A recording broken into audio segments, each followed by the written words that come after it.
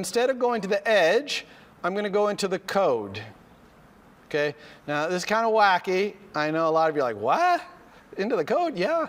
So we're going to write it in the code here and let go. And it's going to say, oh, you want to make a connection between your UI and your controller. No problem. What kind of connection you want to make?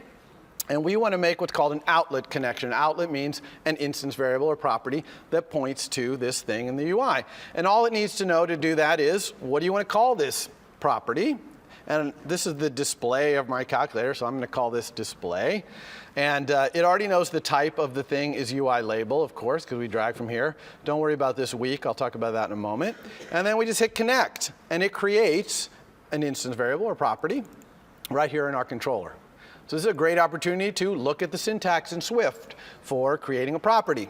And there's a couple of things on here that are not normally part of it. This is the main syntax for creating a property. Let's quickly look at this thing to get it out of the way. This is not really part of the Swift language proper. This is something Xcode puts in here so that this little circle, do you see the little circle in this gutter appears? This little circle, when I mouse over it, look what Xcode does. It shows me what this line of code is connected to. Okay? So that's really cool, and you're going to see that's really valuable later in this demo, is being able to find out what things are connected to. So that's all this thing means here. You don't type this in yourself, that when you control drag, it puts it there. This week, if you come from other languages, you're used to things like garbage collection to clean up the heap, or maybe you even have to alloc and free things yourself manually in some languages. None of that in Swift. In Swift, all objects live in the heap. Okay, all classes, instances of classes live in the heap, and the memory for them is managed for you. Okay, you allocate them as much as you want. As soon as there's no pointers to them, they get cleaned up, and it's not garbage collection. Okay, it's reference counting. It's actually counting references to them, but it's all automatic. The only thing you ever have to be maybe interested in is this weak business, which is less than 1/100% of the time, and for the first 4 weeks of this class, forget about weak. It'll automatically happen when you do this control drag, but just ignore it. But the main thing to know is that all that memory management is happening for you. Also, this instance variable right here, which is a pointer to this object, notice there's no ampersands or stars or any other kind of syntax that says this is a pointer. Okay? If you have a instance variable or property or local variable that is an object, okay, it's always a pointer to it, because objects only live in the heap.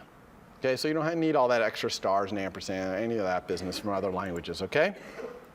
This exclamation point, by the way, I'm going to talk about in a few minutes, has nothing to do with this being an object, okay? This is a totally separate thing. We'll get to it. All right, so let's look at this. This is the syntax for defining a property, okay, an instance variable, and it's very simple. You got var, short for variable, so that's what this is, a variable. The name, this is the name of it, display, okay, that's just the name of this property. And then :UI label exclamation point is the type, okay? That's the type of this instance variable. So again, I'll talk about the exclamation point later, but obviously this thing is pointing to this label so that we can talk to it. And we'll be doing that in a moment. Okay? Questions? All right. Let's talk about another kind of connection we can make. Let's start putting some buttons in our calculator. So I'm going to go back to the utilities window, okay, by pressing this button over here. Go down to the bottom. Go to the third tab over here, the object library. And instead of a label, this time I'm going to drag out a button. Okay? I'm going to put this button here. Now, just to be different, I'm not going to initially line it up with a blue line. I'm just going to put it kind of in space out here, and I'll line it up with a blue line later. Okay? But I don't want to forget to do that, though. I always want to do that. I'm going to do it later just to show you it can be done. So this is going to be, let's say this is going to be one of our number buttons, like the upper left corner of our keypad is a 7. Okay? Again, I have the same thing over here, okay, with the attributes inspector. I can change things like the font. Let's make this be 24 point, let's say. I can resize. Notice that when I resize, it'll actually tell me the size. See it saying there what size it is? I can also set the size maybe with this size inspector right here. Type it in exactly, maybe 64 by 64 or something like that. We don't usually do that. We want things to be kind of their natural sizes, but just want to show you that there are other inspectors over here. So we have this 7. Now when this 7 is pressed, what do we want to happen? Well, we want numbers to start appearing up here in the display, right? So that's something our controller is going to have to do. So when we touch this button, we kind of want this button to send a message to our controller. And we do that the exact same way as we did this one. We hold down Control, drag into our code.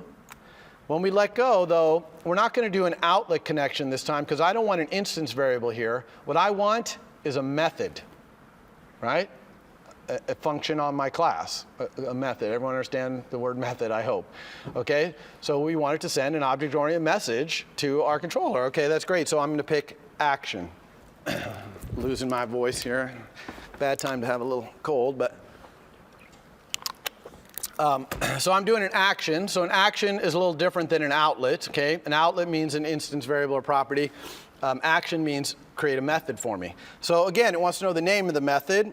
So what does this thing do? Well, when I press 7, it appends a digit onto the end of whatever's already in the display. So I'm going to call it append. I could call it append 7, but I'm actually going to call it append digit because I want to have one method that all of my buttons use, right? I don't want to be copying and pasting a whole bunch of methods. That would be really bad code. But if I'm going to have one method, then I need to know which button is sending me this message. Okay? Luckily, when you have an action, a message being sent here, you can specify that it has arguments. You see right here where it says arguments? And it could have no arguments, or it can have the sender, which is the button here, as the argument. The only tricky thing here is, and I'm not sure why they did this in Xcode, hopefully they'll change in the future. By default, the type of that argument, which is right here, is any object. Now we're going to talk about any object next week, but we don't want any object here. We know that the sender is a UI button. So I click this little blue thing and switch this to UI button. When you're doing your homework, if you forget to switch that to UI button, you'll be sad. Okay? So don't forget.